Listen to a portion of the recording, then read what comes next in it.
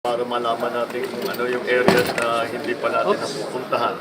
So, kaunti lang naman ang instruction na binigay ko sa grupo dahil maganda naman ang response natin. So far, sinabihan ko lang sila mag-focus lang ng mabuti doon sa mga areas na sa hanggang ngayon ay hindi pa natin may pasok.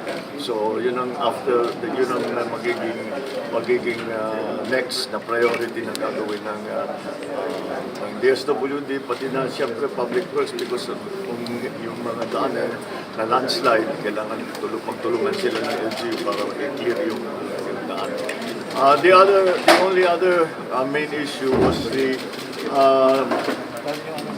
suggestion that the entire Metro Manila will be put under a state of calamity. And this is because talagang hindi maganda ang flooding dito, ang nangyari dito sa Metro Manila.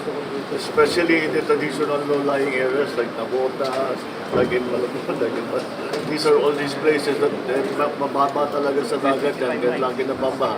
Nasira pa yung flood control natin dahil binangga ng barko. Kaya halos lahat ng bayan ay nakalubog sa tubig. So led by our DLD secretary, together with the Mayor Zamora, who is siyang namumuno ng buong Nagtumanin Mayor, sila magpo-convince sila mamaya after this para makapag-decide kung talagang kailangan ba mag-state of calamity ang buong NCR. Sir, hindi kayong mag-declare ng state of calamity? No. We don't. Actually, usually, ang state of calamity is the LGU executive. Pag regional, it's because nagkasabay-sabay.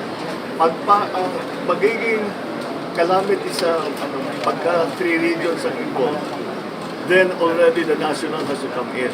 That's a national calamity already. Wala na kaming choice to pasok ng national. But it's up to the local communities to decide because they know best. They know best what they need.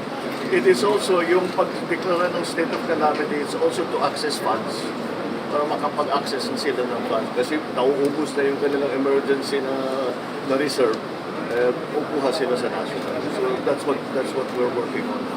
Sir, hindi mo ba kailangan ng Calabar Zone, Regions 3, and Metro Manila, NCR na tatlo na po yung Well, kaya nga, nasa sa kanila yan. It is up to them. That is very much a local prerogative.